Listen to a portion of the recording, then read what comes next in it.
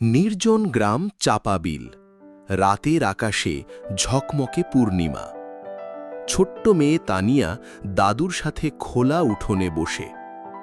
তানিয়া, দাদু, ওই যে চাঁদের গায়ে যে একটা বুড়ি বসে আছে, সে কে? দাদু হেসে বলেন, ওই বুড়ির গল্প তো অনেক পুরনো। আজ রাতে শোনো, সে চুপি চুপি পৃথিবীতে নেমে এসেছিল একবার। চাঁদের বুড়ির নাম রূপবালা বুড়ি। চুল রূপালি, গায়ে জ্যোৎস্নার চাদর, হাতে এক জাদুকাঠি। সে চাঁদে বসে পৃথিবীর গল্প শোনে। একদিন সে সিদ্ধান্ত নেয়, এবার একটু ঘুরে আসি মাটির পৃথিবীতে, দেখি ওরা কেমন আছে। সে ছুটে চলে আকাশের পথ ধরে আর নামল ছোট্ট এক গ্রামে, চাঁপাবিল। তানিয়া জলে ভিজতে ভিজতে কুয়োর পাশে খেলে। হঠাৎ ঝকঝকে আলোর মধ্যে নেমে আসে এক বৃদ্ধা। তানিয়া অবাক হয়ে, আপনি আপনি কে? চাঁদের বুড়ি হাসে, আমি চাঁদের বুড়ি, এসেছি তোমার একটা গোপন ইচ্ছা পূরণ করতে। তানিয়া, আমার তো অনেক ইচ্ছে। আমি উঠতে চাই, মাছের সাথে সাঁতার কাটতে চাই, রূপকথার দেশে যেতে চাই। চাঁদের বুড়ি জাদুকাঠি ঘুরিয়ে বলে, চোখ বন্ধ করো, 1, 2, 3। হঠাৎই তানিয়া আর বুড়ি উঠতে থাকে। তারা পৌঁছে যায় রূপালী রাজ্য, যেখানে গাছের পাতা রূপার, নদীর জল নীল আলোয় ঝিকিমিকি। সেখানে রূপালী পাখি, কথা বলা খরগোশ আর রসগোল্লার মতো মেঘ।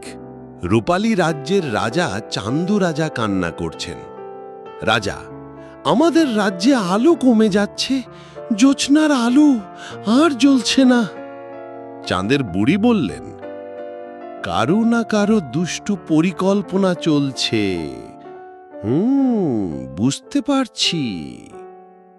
তারা খুঁজতে থাকে, জানতে পারে অন্ধকারের দৈত্য ঘনঘটা রূপালী আলো চুরি করছে। তানিয়া, চাঁদের বুড়ি আর একটি সাহসী রূপালী খরগোশ যায় ঘনঘটার গুহায়। ঘনঘটা এক বিশাল ছায়াদৈত্য। তার গায়ে কালো মেঘ। সে জ্যোৎস্নার আলো জমিয়ে নিজের শক্তি বাড়াচ্ছে। তানিয়া সাহস করে বলে, আলো সবার, তুমি চুরি করতে পারো না। দৈত্য হেসে, আমার ক্ষমতা অন্ধকারে, তুমি কি করতে পারবে? চাঁদের বুড়ি জানতেন দৈত্য আলো ভয় পায়। তানিয়া মাটি থেকে তুলে আনে একটি আলো ফুল, একটি বিশেষ জাদু ফুল, যা শুধু সাহসী হৃদয়ের কাছে ফোটে। ফুলটি নিয়ে তানিয়া চিৎকার করে, আলো ফিরিয়ে দাও, নয়তো এই ফুলের শক্তিতে তুমি অদৃশ্য হয়ে যাবে। দৈত্য ভয় পায়, আলো ফিরিয়ে দেয়। আলো ফিরে আসে। চান্দু রাজা বলেন, তানিয়া, তুমি আমাদের রূপালী নায়িকা।